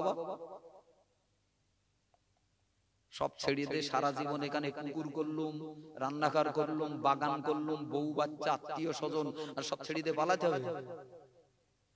কিন্তু পৃথিবীর মুসলমানদের চরিত্র হলো কখনো ঘর বাড়ি জায়গা জমিলে পাজা করে থাকিনি। দেশের সরকার যদি ইসলাম বিরোধী হয়, ইমান বিরোধী হয়, মুসলমানদেরকে ইমানের রাস্তায় চলতে বাধা দেয়, থেকলো ঝোলা চললো ভোলা, লাথি মেরে ফেলে দিয়ে দৌড়বে, যেখানে গেলে আল্লাহ পাবো সেখানে যাব। এই পাপের দুনিয়া পাজা করে থাকার দরকার নেই। জোরে বলুন সুবহানাল্লাহ। আমাদের ভিতরে সে টান নেই। সাহাবীরা করে দেখিয়ে হলো, সাহাবীরা করে দেখিয়ে দিয়েছে। মক্কা সাহাবীরা ইসলাম কবুল করেছে, তার কাছে সেখানে ঘর বাড়ি, পুকুর, খেজুর গাছ, বাগান সব চারিদিকে। এ মক্কার বেঈমানেরা, নেতারা মানতে দিচ্ছে না, বলল থাকলো আমি রাতের অন্ধকারে গেলুম, একটা ঝোলা কাঁধে করে বেরিয়ে পড়িয়েছে মদিনায়, আমি কলেমালে থাকবো, আল্লাহলে থাকবো। জোরে বলুন সুবহানাল্লাহ। আমরা পারিনি, পারবো? আমার দ্বারাই সম্ভব না, কারণ আমরা তো বুঝিনি। রান্নাঘরটা বুঝে লিছি, বাগানটা বুঝে লিছি, কাঁঠাল গাছটা বুঝে লিছি, কিন্তু আল্লাহকে বুঝিনি, যে আল্লাহকে ছাড়লে কি সর্বনাশ। আল্লাহ যদি আমার না থাকে তাহলে আমার আর যে কিছু থাকতেই পারে না, এই কথা আমাদের মাথায় ঢুকিনি। আল্লাহর নবী মক্কা ছেড়ে হিজরত করে কোথায় গেলেন? মদিনায় গেলেন। মদিনায় যে ইসলাম প্রচার করতেছেন, ঝাঁকে ঝাঁকে মানুষ কলেমা পড়তেছে। জোরে বলুন সুবহানাল্লাহ। আরো জোরে বলেন সুবহানাল্লাহ। হযরত সালাবা, নামগুলো মনে রাখেন, রাসূলের সাহাবীর নাম, যার নাম হযরত সালাবা। এই সালাবা নামীয় একজন আনসার, মদিনার আদি বাসিন্দা, তাদেরকে বলে আনসার। আর মক্কা থেকে হিজরত করে যারা কলেমার জন্য, দ্বীনের জন্য মদিনায় গেছে, তাদের বলে মুহাজির, হিজরতকারী। কি বলে বলুন? নবী সাহাবীরা দুই দলে বিভক্ত, আনসার আর মুহাজির। আনসার আর মুহাজির। মুহাজির কারা? বহির বিশ্ব থেকে, বহির দেশ থেকে দিন মানার জন্য ঘর বাড়ি ছেড়ে দেশ ত্যাগ করে যারা মদিনায় এসে আশ্রয় লেছে, এরা হলো মুহাজির, হিজরতকারী। আর মদিনার আদি মুসলমান যারা মদিনাতেই বাস করত, কলেমা পড়ে লেছে, ওরা সাহায্য করেছে, গরিব মুসলমানদের পাশে দাঁড়িয়েছে, এদেরকে বলে আনসার। কি বলে বলুন? আনসার। এখন এই আনসারী মদিনার আদি একজন সাহাবী নবীর কাছে এসে কলেমা পড়েছে। এই সাহাবীটার নাম কি? ভুলে গেলে হবে না, সালাবা। কি নাম? এই সাহাবীদের নাম শুনলে কি পড়বো? ওয়াজ তো সারা জীবন শুনতেছি, যায় কোথায় ওয়াজ? আপনার উন্নতির জন্য ওয়াজ শোনেন, আমরা নিজের উন্নতির জন্য শুনি না বাবা।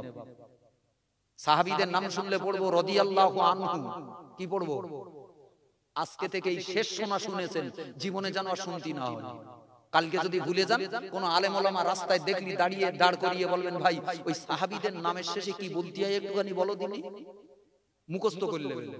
যদি আপনি কবরের ভয় করেন, যদি আল্লাহ পাওয়ার চিন্তা থাকে, এই ঘুম ভাঙে, একটু জেগে ওঠে। হুজুরকে দাওয়াত করবেন, দুটো পয়সা দেবেন, আর ওরা পড়িয়ে ওয়াজ করে যাবে, আর আপনি সারা জীবন ওই তালি মারবেন। এই নীতি পরিত্যাগ করুন, নিজে নিজে কিছু শিখুন, অর্জন করুন। আপনার কবরে কোনো হুজুর যাবে না, আমিও যাব না। আপনাকে একাকী কবরে শোয়াবো, জবাব দিতে হবে আপনাকে। কথা ঠিক না বে ঠিক? রাসূলুল্লাহর নাম শুনলে কি বলবো? সাল্লাল্লাহু আলাইহি ওয়াসাল্লাম। কোন ভালো আলেমের কাছে শুনে নেবেন যে নবীর নাম শোনার পর যেটা বলতেছি এটা আমার পড়াটা ঠিক হচ্ছে কিনা। এতে লজ্জার কি আছে? লজ্জার কি আছে?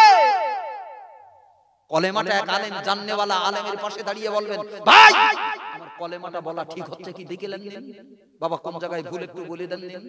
তবে যাত্রার কাছে জানবেন না, জাননেওয়ালাদের কাছে জানবেন। লম্বা জামা দেখেছেন আর পাজাবিন্দে ধরিয়েছেন, খানে খারাপে দেবে বলে, খানে খারাপে দেবে বলে। হুজুর বেশে কত শয়তানও ঘুরে বেড়াচ্ছে, বেড়ায় না বেড়ায় না? সাবধান। আমার সোনা মানিকেরা, সোনার চাঁদ ভাই বাবজিরা, তো মদিনার একজন আদি বাসিন্দা যার নাম সালাবা, কি নাম? রাসূলের কাছে এসেছে, হুজুর আমি বুত পূজা করতুম, পাথর প্রতিমা পূজা করতুম, আল্লাহ টাল্লাহ মানতুম না। এখন আপনাকে নবী, আপনি নবী হয়ে আমাদের কাছে এসেছেন, দিনের কলেমা শেখাচ্ছেন, আমি ইসলাম কবুল করব, আল্লাহকেই লব, এই পাথর প্রতিমা পূজো টুজো যা করি ফেলেছি, তওবা করতেছি, আর পাপ কাজ করব না। জোরে বলেন সুবহানাল্লাহ, আরো জোরে বলেন না সুবহানাল্লাহ। সবথেকে বড় পাপ হলো শিরকের পাপ। কোন পাপ? শিরকের পাপ। শিরক মানে আল্লাহ এক, খাওয়ানোর মালিক আল্লাহ, বাঁচানোর মালিক আল্লাহ, রাখার মালিক আল্লাহ, রুজি দেনেওয়ালা আল্লাহ, রোগ মুক্তি করার মালিক, সবকিছু একজন, তার নাম কি? আল্লাহ। এই আল্লাহ এক, এই জায়গায় দুই সাব্যস্ত করার নাম হলো শিরক। নবীকেও করা যাবে না। আল্লাহ আল্লাহই, জোরে বলুন সুবহানাল্লাহ। আল্লাহর জায়গায় নবীকে তোলা যাবে না, নবীর জায়গায় কোনো পীর পীরজাদাকে তোলা যাবে না। এক একটা চেয়ার বুঝে নেন, আমরা বুঝি নে বলি সব একসঙ্গে পাজা করে ধরতি, আল্লাহও ধরতি, নবীও ধরতি, পীরও ধরতি, হুজুরও ধরতি, পীরজাদাও ধরতি, কিন্তু কারে যে কোন জায়গায় বসাতে হয় মুসলমানের খবর নেই। পীরজাদার কথা শুনে আল্লাহর কথাটা ফেলে দিচ্ছে, নবীর কথাটা ফেলে দিচ্ছে। কি সর্বনাশে মুসলমানরা রোগ ধরিছে বলেন। এই কাহিনী শুনে এরকম ভালো হয়? আল্লাহ আল্লাহ। আমার দিনদারি মাল্লার ভাই বাপজিরা, ভালো করে মনে রাখো, আল্লাহ নবী সোনার নবী দয়াল নবী আমার, ও দিনদারি মাল্লার ভাই বাপজিরা, কলেমার দাওয়াত দিলেন, এক আল্লাহ দাওয়াত দিলেন, তাওহীদের দাওয়াত দিলেন মদিনার জমিনে। ও দিনদারি মাল্লার ভাই বাপজিরা, ইসালাবা দৌড়ে দৌড়ে দৌড়ে দৌড়ে আল্লাহ নবীর পাশির কাছে দাঁড়িয়ে পড়ল, গো ইয়া রাসূলুল্লাহ, ইয়া হাবিবাল্লাহ, হুজুর আমাকে কলেমা পড়ান, আমি ঈমান কবুল করব। গো এই দিনদারি মাল্লার ভাই বাপজিরা, বিশ্বনবী কলেমা পড়িয়ে দিলেন, ঈমানদার বানিয়ে দিলেন। যাও রে বাবা যাও, ঈমানের কালেমা পড়ে বাড়ি যাও। ও দিনদারি মাল্লার ভাই বাপজিরা, দীর্ঘদিন অতিবাহিত হয়ে গেল, অনেক দিন অতিবাহিত হয়ে গেল। এই সালাবা বড় অভাবী মানুষ, বড় গরিব মানুষ, টাকা নাই, পয়সা নাই, ঘর নাই, বাড়ি নাই, জায়গা জমি নাই, বউ বাচ্চা নিয়ে বড় অভাবী সংসার বাবা, অত্যন্ত কষ্টের সংসার। একদিন এই সালাবা দৌড়ে দৌড়ে দৌড়ে দৌড়ে আল্লাহ নবী দরবারে দাঁড়িয়ে পড়লো, আমার আপনার সোনার নবী দয়াল নবীর কাছে দাঁড়িয়ে গেল। ইয়া রাসূলুল্লাহ, ইয়া হাবিবাল্লাহ, হুজুর আমার রুজি রিজেকের বড় কষ্ট, ইয়া রাসূলুল্লাহ, খাওয়া হয় না, বাচ্চা কাচ্চা খেতে পাই না, হুজুর আমার জন্য একটু রুজি রিজেকের দোয়া করুন। আমরাও দোয়া চাই না, চাই না? হুজুর খুব কষ্ট যাচ্ছে, হুজুর এটা হচ্ছে সেটা হচ্ছে, একটু দোয়া করে। রাসূলুল্লাহর দরবারে দোয়া চাচ্ছে, জোরে বলুন সুবহানাল্লাহ। কিসের দোয়া? আমার খুব কষ্ট, সংসারে বড় অভাব, হুজুর একটু দোয়া করেন আল্লাহ যাতে আমার মালমাত্তা বরকত দেয়। জোরে বলুন সুবহানাল্লাহ। আল্লাহ নবী কি বলতেছে দেখেন, আল্লাহ নবী বলতেছে, বাবা সালাবা তুমি আমার হাতে হাতে কলেমা পড়লে, আমাকে নবী বলে বিশ্বাস করলে, আর আমার জীবনটা পছন্দ করো না, তোমার নবী কি করে থাকে দেখতে পাও না? তোমার নবীর গরিবী জীবনটা দেখো না বাবা, দেখো আমার তালিমারা জামা বাবা, এক সপ্তাহ কাল পর্যন্ত আমার চুলোয় আগুন জ্বলে না। জোরে বলেন সুবহানাল্লাহ, আরো জোরে বলেন সুবহানাল্লাহ। আজ হুজুররা দুনিয়ামুখ হয়ে গেছে বাবা, এজন্যই তো ধর্মের 12টা বেজে যাচ্ছে। ফেরাউনের মতো বাড়ি করতে চাচ্ছে আজকে হুজুর, অথচ এটা যে উল্টো। ফেরাউনের মতো টাকার মালিক হতে যাচ্ছে হুজুর, পিজ্জা টাকা হালাত দেখে, এটা একেবারে উল্টো। আল্লাহ, রাসূলুল্লাহ সাহাবীটাকে বলতেছে, বাবা সাহাবী, তুমি টাকা পয়সা ধন দৌলতের দোয়া চাইতেছো, অথচ তোমার নবীকে ভালো লাগে না বাবা? তোমার নবীর জীবন যাত্রা পছন্দ করো না? এটা তুমি পছন্দ করো না? তোমার নবীর জীবন ভালো লাগে না?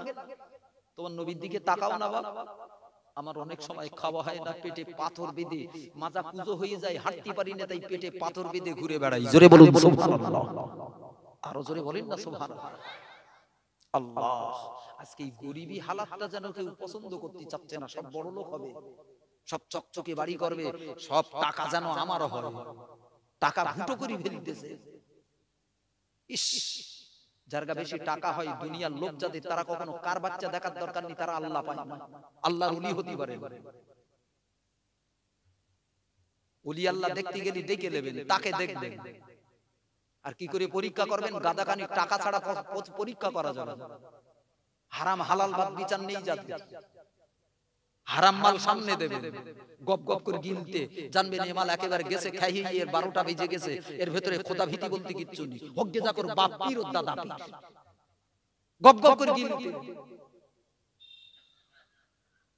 আল্লামা রুহুল আমিন রাহমাতুল্লাহ আলাইহি পীর কি করে চেনবে? বাংলার মুসলমান হুতুশে মাতা, হুজুরকে পায় না, হুজুরের নাতিটা বেঁচে আছে, তারকে পায় তেল মলাচ্ছে হুজুর মনে করে। কেন? নাতি হলেই পীর হয়? ব্যক্তি আমলে আল্লাহ পাওয়া যায়। দাদা আমল করলো, দাদাকে আল্লাহর ওলি বানিয়ে দিল, নাতিটা আমল করবে না, কোশ্চিন কালো আল্লাহর ওলি হতে পারবে। রক্ত গায়ে থাকে, থাকিয়ে যাক, পরেশগারিতা দরকার, রাত্রি রাত খোদার জন্য পানি করা দরকার। এমনি তোমার দাদা সার্টিফিকেট দেখে নাতিটাও খোদার ওলি? পাগলামি পেয়েছো নাকি? এর নাম ইসলাম। পৃথিবীর চির শাশ্বত সত্য ধর্ম ইসলাম। এখানে কোনো বুঝুকি নেই, এখানে কোনো ধান্দাবাজি নেই। জোরে বলুন সুবহানাল্লাহ। এই কথা ঠিক না ঠিক? আল্লাহ হেদায়েত করুন। আল্লামা রুহুল আমিন রাহমাতুল্লাহ আলাইহি বাংলাদেশে ওয়াজ করতে গেছে বাপ, এসব ঘন্টা বেঁধে দিলে হবে না, আনতে হবে আর বলতে হবে চালাও। 4-5 ঘন্টা ফাঁক টাইম, এখন এই তাড়াহুড়োর টাইমিং হলি হবে না, নসেতে রোগ ভালো হবে না। মুসলমানরা কইছে ধর্মের নামে এত পরিমাণ রোগ হয়ে গেছে, এই রোগ ভালো হবে না। আর জ্বালা করলু ত্রিবিরি করলে হবে না। দেখেন না, দুবলো ঘাস যদি পাট বাগানে খুব লাগা লেগে যায় বাপ, এখন নিলেন খুব জোর দিয়ে চালাইতে হবে, এই তলার গেট মুড়ো তুলতে হবে, নসেত এ তো আবার চারা তৈরি করবে। কথা ঠিক না বেটি? এখন একটু জ্বালা যন্ত্রণা করলে উয়া করলে হবে না, মেনে নিতে হবে, এটা কোরআনের রস। জোরে বলুন সুবহানাল্লাহ। আল্লামা রুহুল আমিন রাহমাতুল্লাহ আলাইহি বাংলাদেশে গেছে বাপ ওয়াজ করতে। চৈত্র মাস, কাঠপাটা রৌদ্রের তাপ, গাতে সব ঘাম ভিজে, জামা জোড়া সব ভিজে টিজে গেছে। এখন হুজুর গেছে একটা বেশ সুন্দর ডাব, চকচকে ডাব, টাটকা ডাব কেটে হুজুরির কাছে নিয়ে, কি গো খেতে মন চায় না? চায় না? গরমের সময় ডাবের পানি, আরে সর্বনাশ, কত লোভনীয় পানি। হুজুর হাত বাড়িয়েছে, খাবে, দাও বাবা দাও। সাথে সাথে হাতটা টেনে এলেছে, হাতটা টেনে এলেছে, টেনে এলে বলতে, খোকা কোথার ডাব? বলতে, হুজুর আমার গাছের ডাব। ও তোমার গাছের? বলতে হ্যাঁ। ও জায়গাটা তুমি কিনিলে? বলতে হ্যাঁ হুজুর। আচ্ছা তুমি কি ব্যবসা করো? বলতে, হুজুর কি আর ব্যবসা করবো, আমতা করতে। পাশের লোকটা দাঁড়িয়ে বলতে, হুজুর ও জায়গা জমি বন্ধক দে খায়, লোকের জায়গা জমি বন্ধক লাই, তাই কিনেছে, টাকা করলো, তাই ওই 2 কাঠা জমি কিনেছে, সেখানে একটা নারকেল গাছ। বলতে, বাবা বন্ধকি ব্যবসাটা জায়েজ না, আমি রুহুল আমিন তোমার ওই গাছের ডাব খাবো না। জোরে বলুন সুবহানাল্লাহ। পীর কার? পীরির বাচ্চা হলি পীর। আজকে দাদা হুজুরির খাঁটি সিলসিলা, সোনার সিলসিলা ভন্ডামিতে ঘিরে গেছে, যে কটা জন্মাবে সব কটা পীর। এ কি পাগলামি পেয়েছো নাকি? পুরপুরা যে আসছে সে পীর, যে আসছে সে পীর। কেন এটা ধান্দাবাজি পেয়েছো নাকি? আর বাংলার মুসলমানরাও সেই রকম হাদা ভোলা মুসলমান বাংলা। এরকা কবে আল্লাহ জ্ঞান দেবে আল্লাহই ভালো জানে। পীর পীরের বংশে জন্মালেই পীর, যে আমল করবে আল্লাহ তাকে পীর বানাবে। জোরে বলুন সুবহানাল্লাহ। তুমিও হতে পারো, বাংলার আর যে কেউ হতে পারে, আল্লাহর বান্দাদের ভিতরে যে কেউ হতে পারে। ধর্মের এই মূল কথাগুলো যেন সব উলট পালট হয়ে গেল, আর কিছু মুসলমান অন্ধ হয়ে গেল। আঙ্গা কথাগুলো ওর গায়ে যেন একেবারে বিষির মতন ফুটতে। কি শব্দ নাই বলেন, কি জ্বালায় পড়েছি বাবা, হক কথা বলার জায়গা নেই, তবুও বলতে হবে বাপ। এই কথাগুলো এত ঝুঁকি নিয়ে কেন বলি? এই কথাগুলো বলি বলি আজকে আমাদের বিরুদ্ধে একদল হুজুররা ফতোয়া দিচ্ছে, এই মারো, যেখানে পাও মারো, যেখানে পাও মারো, গালাগালি দিচ্ছে, চিটিং বাজের ভাষায় গালাগালি দিচ্ছে। এত কথা শোনার পরেও হক কথাগুলো সমাজে কেন বলি? আপনাদের ভালোবাসি বলি। আল্লাহ আপনাদেরকে জাহান্নাম থেকে মুক্তি করুক, ভুল রাস্তা থেকে হেদায়েতের রাস্তা দান করুক। আমিও তো তাদের তালে তাল মিলিয়ে খেলি। এই 2000-5000 এর জলসা করা লাগতো না, 10,000-12,000 রাতি রাতি কামাতে পারতাম। হক কথা বলি, গালাগালি শুনি, আমার জন্য না, মুসলমানদের জন্য। জোরে বলুন সুবহানাল্লাহ। আমারও লোভ আছে, আমিও বাঁচতে চাই, আমারও বউ বাচ্চা আছে বাবা, কিন্তু লোভগুলোকে শেষ করে মুসলমানদের হক কথাগুলো গালাগালি শুনি, মারির ভয় শুনি, তবুও বলি। কেন বলি? জাতি আমার অন্ধ, এদের জ্ঞান বুদ্ধি নেই, এদের চোখ কেটা খুলবে, এরা যে সব হারিয়ে ফেলবে আল্লাহ। আর আমি যদি না বলি, কোন আলেম যদি না বলে, কিয়ামতের ময়দানে ওই আলেমটাও খোদার দরবারে দায়ী হবে না? হবে না? খাবার তালে তাল দিলে নাই হেরা, ইমামতি চলে যাবে, হক কথা বললি, তালে তাল দেখাইলে নাকি যাও খাও, খোদা মেরি তক্তা বানিয়ে ছেড়ে দেবে। কথা ঠিক না বেঠিক? জোরে বলুন। আমার সোনা মানিকেরা, আল্লামা হুজুর জাবতা খেলেন, এরাই ছিল পরেশগারী পীর, এরাই ছিল পরেশগারী পীর। দাদা হুজুর কেবলা এক মসজিদে গেছে, ফজরের নামাজ হয়ে গেছে, কোরআন শরীফ পড়বে, বলতে ভাই একটু কোরআন শরীফ লাই দেনি। এক কোরআন শরীফ এনে দিয়েছে ভক্ত, হুজুর হাত বাড়িয়েছে, কোরআন শরীফ নেবে, বলতে কার কোরআন শরীফ? বলতে ওই ইমাম সাহেবের ঘরে ছিল। ও ইমাম সাহেবের ঘরের কোরআন, ইমাম সাহেবের বলে লাইছো? বলতে হুজুর ইমাম সাহেব ঘরে নেই, বলতে পারি। বলে রেখে যাও, যার কোরআন শরীফ পারো তা তার বলে তাই লেছো। এর নাম ধর্ম, এর নাম দাদা পীর, এর নাম আল্লামা হুজুর। আজকে আছে টাকাতে দেখেন, পীর চিনতে পারবেন। গাদাখানি টাকা দেন, সুদির টাকা, হারামের টাকা, হুজুরির কাছে শুধু সামনে ধরেন, গপ গপ করে কি করে লেচ্ছে দেখেন। এরা নাকি আবার পীর, এরা নাকি আল্লাহর ওলি। আস্তাগফিরুল্লাহ। সমাজ তুমি এত অন্ধ হয়ে গেলে। আল্লামা হুজুর তোমার জন্য গার রক্ত পানি করেছে শুধু হকটাকে পৌঁছে দেওয়ার জন্য। দাদা হুজুর কেবলা ফকিরের মতো বাংলায় বাংলায় ঘুরে বেরিয়েছে এই জঙ্গল বাঁধাবার জন্য না, এই ভণ্ডামীদের পীর বলে পূজা করার জন্য না। জোরে বলেন সুবহানাল্লাহ, আরো জোরে বলেন না সুবহানাল্লাহ। আমরা তাবলীগ জামাত না, আমরা জামাত ইসলামী না, আমরা আহলে হাদিস না। দাদা পীরকে ভালোবাসি, সিলসিলাকে ভালোবাসি, সিলসিলার নোংরাগুলো আমরা তাড়াতে চাচ্ছি, ঝাড় দিতে চাচ্ছি। যদি সিলসিলার ভক্ত হোস, আমরা শত্রু না, আমরা সিলসিলার উপকার করতেছি। বিশ্বাস যদি না হয়, কিয়ামতের ময়দানে দেখিস দাদা পীর কাদেরকে বুকে তুলে নেয়। জোরে বলুন সুবহানাল্লাহ। যারা খাচ্ছে আর সিলসিলাটাকে পায়খানা করে নোংরা মাখাচ্ছে, ভণ্ডামি সিলসিলা তৈরি করেছে, আর আমরা রক্ত পানি করে সিলসিলাটাকে সোনার সিলসিলা, জান্নাতের পথ ঝাড় দেওয়ার চেষ্টা করতেছি। জোরে বলুন সুবহানাল্লাহ। ফুরফুরার বিরুদ্ধে বললেই সিলসিলা দুশমন। কেন ফুরফুরা সব কি পীর নাকি? আর ফুরফুরা সবাইকে মানি নাকি? আমি মানি দাদা হুজুর কেবলাকে। জোরে বলুন সুবহানাল্লাহ। কাকে মানি? বলতে পারেন না কেন? জোর গলায় বলতে শিখে, চটুক ফাটুক যায় একটা হোক। ভণ্ডামি আর কতদিন মাথায় বইয়ে বেড়াবে? সতর্ক হন, সাবধান হন। তো আমি যে কথাটা বলছিলাম, দুনিয়ার লোকটাকে কি করে শুধু আমাদের মধ্যে নেই, চিরন্তন ভাব, যুগে যুগেই এই দুই মুখও থাকবে, একদল হক বলবে, একদল বেহক বলবে। দুনিয়ার সব আলেমরা কখনো আল্লাহওয়ালা হতে পারে হক কথা বলে বেড়াই। একটা আলেম হক কথা বলিস, তার পাশে আরেকজন টাকার লোভে তার উল্টো বলেছে, পার্টির লোভে তার উল্টো বলেছে। এটা দুনিয়ার চিরন্তন। এমন সময় আল্লাহ কখনো দুনিয়ায় দেবে না যে দুনিয়ার সব আলেমরা এক কথা বলবে। এর মধ্যে থেকে তোমার ভালো মন্দ বুঝে নিতে হবে। কি বুঝে নিতে হবে? ভালো মন্দ বুঝে নিতে হবে।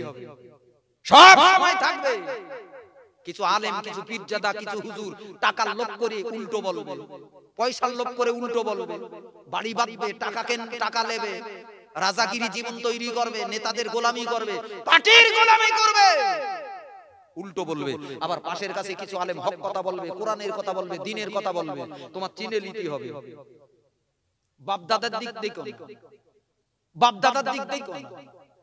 এই দোকানে মাল কিনতে যান, দোকানে মাল কিনতে যান, সারে দোকানদার বলতেছে এই আমার মালটা লাও। বেগুনওয়ালা বলে হাঁটে গেছেন, বেগুনওয়ালা বসে রইয়ে, পটলওয়ালা বসে রইয়েছে, উচ্চেওয়ালা বসে রইয়েছে, আরো পাতাকপি ফুলকপি সব বসে রইয়েছে। এখন আপনি সব দোকানদার তো বলতে আমার মালটা লাও, নেবেন নাকি? আপনার আল্লাহ বিবেক দেশে, বুদ্ধি দেশে, বাছাই করে যেটা দরকার সেইটুকু কানলে বাড়ি আসে। জোরে বলেন সুবহানাল্লাহ। দেখেন নাকি এই খোকার বাপ ডাকেটা, তার এর বাপ যদি ভালো হয় তা এর বেগুন ডাকে, বলেন না? ও যে পোকা বেগুন বিক্রি করতে, ওর বাপ নামাজি ছিল, তা কি? যার কাছে মাল খাচ্ছেন তাকে দেখেন, যার ওয়াজ শুনতেছেন তাকে দেখেন। তার দাদার দিক থেকে লাভ নেই, তার দাদা নেককার ছিল, তাদেরকে আমরা বুকি রেখেছি। এখন যার ওয়াজ শুনে ধর্ম চিনবেন, আল্লাহ চিনবেন, তাকে দেখেন। কথা ঠিক না? ঠিক। এ বলতে তাই এই ছেলেটা এর ওয়াজ শুনতেছি, এর বাপ ভালো ছিল, দাদা, আরে তার বাপ দাদা দেখতিস কেন? যার ওয়াজ শুনতেছিস তাকে দেখ, যার মাল খাচ্ছিস তাকে দেখ। কথা ঠিক না? ঠিক। গাজালা করতে নাই একটু একটু আলহামদুলিল্লাহ। আমার সোনা মানিকেরা, সোনার চাঁদ ভাই বাপজিরা, এই ওষুধগুলো আজকে মুসলমানকে গিলুতেই হবে, নসিব মুসলমান খানে খারাপ হয়ে যাবে, আল্লাহ হারিয়ে ফেলবে। এই ওষুধগুলো মুসলমানদেরকে যে কোনো মূল্যে খাওয়াতে হবে। এতে তো ওষুধ কিন্তু খালি কাজ হবে, সবাই গিলতে পারে না বাবা। এই দেখেন না ছেলেটার পেটে হইয়েছে কিরমি, কি হইয়ে? দুবেলা পেট ব্যথা করতে মা ডাক্তারখানার থেকে কালো ওই ট্যাবলেট কিনে এনেছে, তেতো ট্যাবলেট গালে দেওয়া যায় না। ছেলে বলতে আমি খাবো, কোনো মতেই ছেলে খাচ্ছে।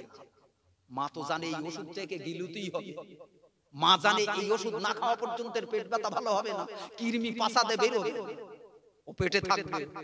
এর মালমাতা সব ওই কিরমি খাচ্ছে, এর বুকির পাজর বের করে দিচ্ছে, শেষ করে ফেলতেছে শরীরটা। মা দুই গালাসির ভেতরে আঙুল ঢুকিয়ে দিয়ে টেনে ধরে জোর করে গালের ভেতর ট্যাবলেট দিচ্ছে, যে পানি দিয়ে গেল গেল তাড়াতাড়ি আঙুল দিয়ে গলার ভেতর ঢুকিয়ে দিচ্ছে। এখন ছেলে যদি মনে করে আমার মা খুব জল্লা, এ আবার ভালোবাসে না, কি বলতে?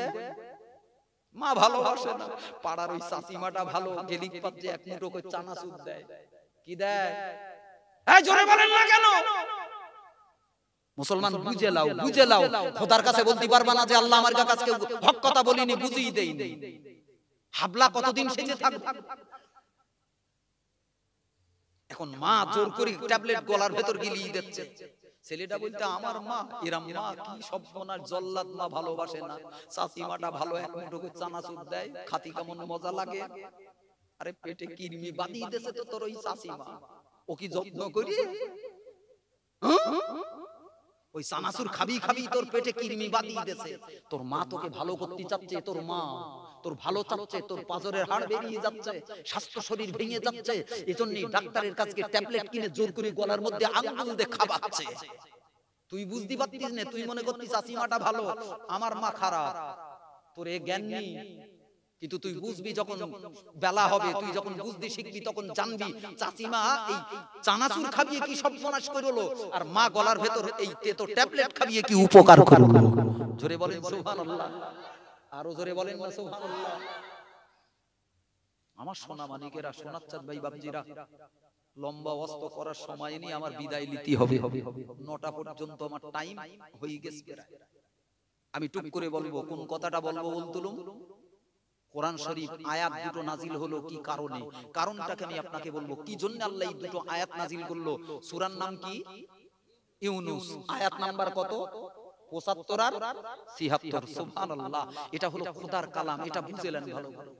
সাহাবা এসে রাসূলুল্লাহর কাছে কাঁদতেছে, হুজুর আমার জন্য একটু দোয়া করেন না, আমি খুব অভাব, আমার বাড়ি নেই, ঘর নেই, খাওয়া নেই, চাল নেই, চুলো নেই, বাচ্চা কাচ্চা বউ বাচ্চালে খুব অভাবে। নবী কি বলতেছে? সাহাবী, ও সাহাবী, দুনিয়া চাচ্ছ? দুনিয়া দুনিয়া চাচ্ছ? তুমি তোমার নবীকে দেখে পছন্দ করো না? তোমার নবীর জীবন যাত্রা ভালো লাগে না? সুবহানাল্লাহ পড়ে, সুবহানাল্লাহ। আমাদিন দিনদার ভাই বাপজিরা, বিশ্বনবী রাসূলুল্লাহ সাল্লাল্লাহু আলাইহি ওয়াসাল্লাম ও দিনদার ইমানদার ভাই বাপজিরা, মাগুরতি নওজওয়ানেরা, যুবকেরা, মুরব্বিরা, মা বোনেরা, আবার তাফসীরের কিতাবগুলো তো লেখা পৃথিবী বিখ্যাত বড় বড় ইমামেরা কি সুন্দর বর্ণনা করলেন।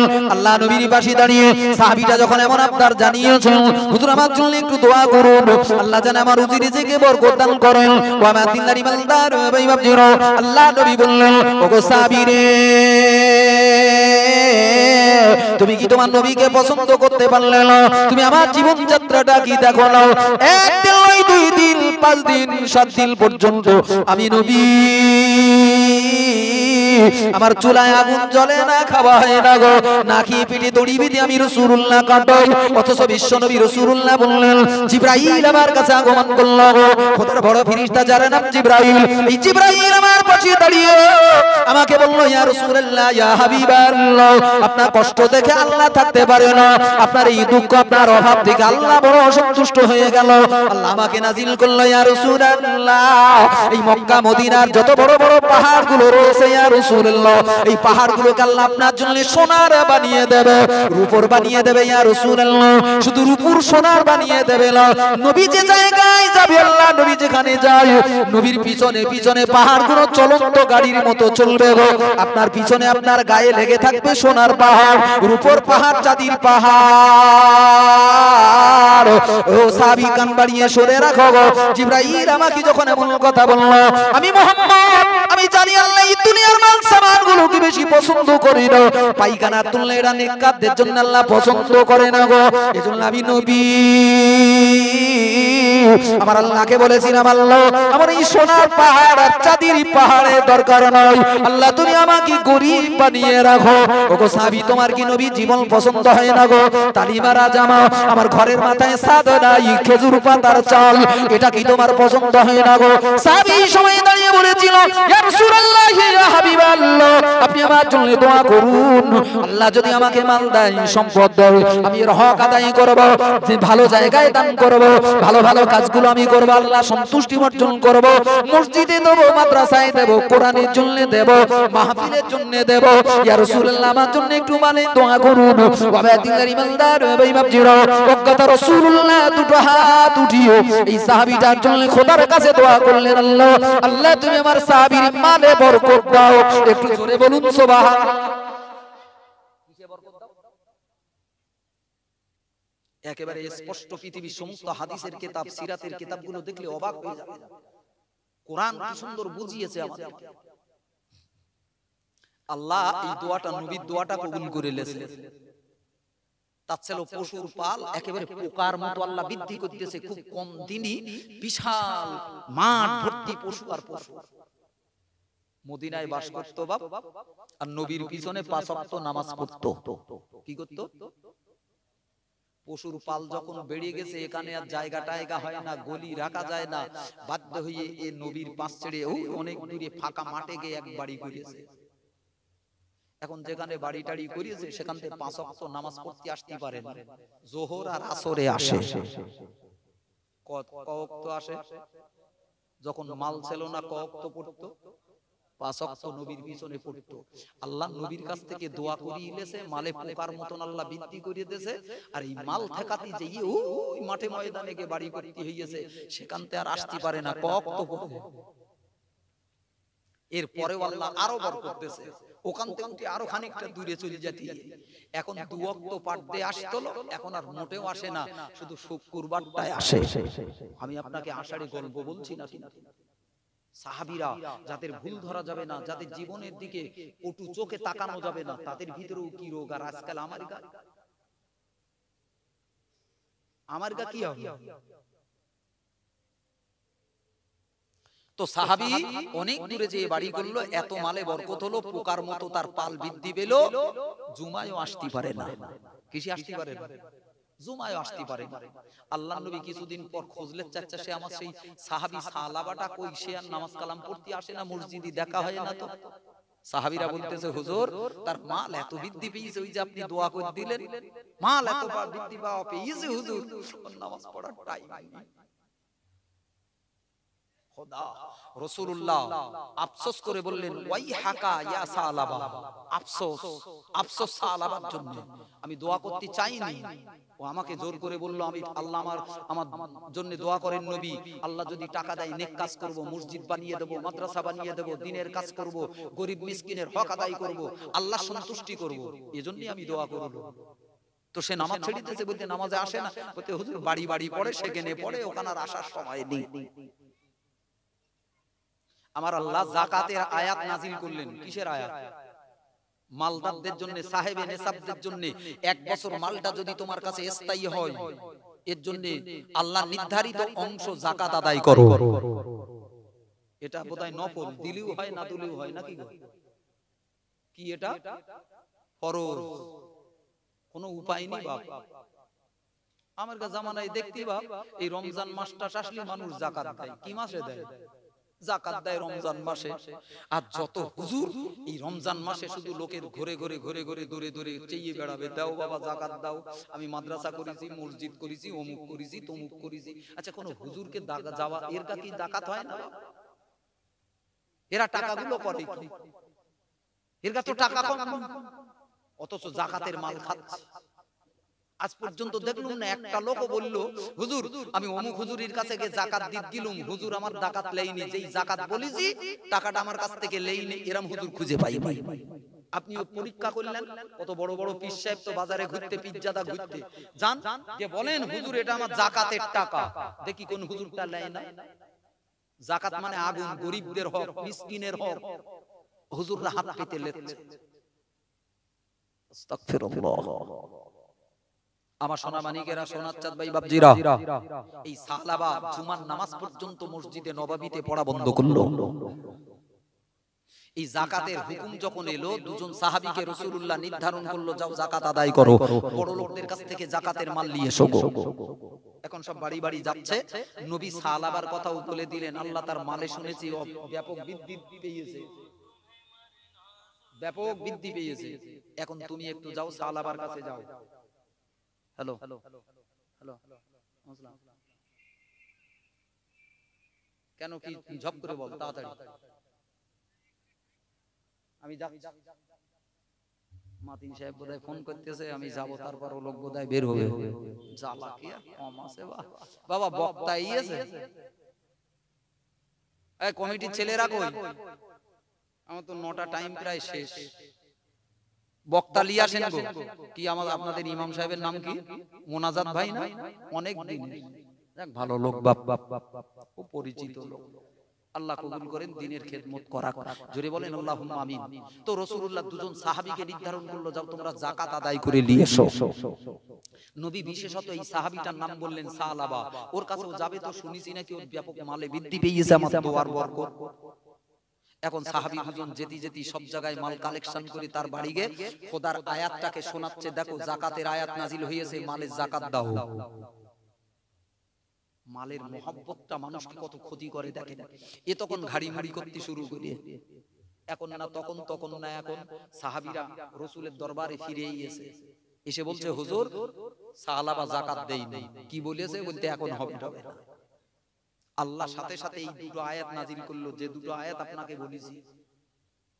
এ যখন মাল ছিল না, খোদার কাছে রাসূলের কাছে দোয়া করিয়ে, খোদার কাছে চেয়ে নিয়ে মাল যেই পেয়েছে, সেই খোদার জন্য আর কিছু করতে চাচ্ছে না, মুখ ফিরিয়ে লেছে। এই আয়াত দুটো নাজিল হলো।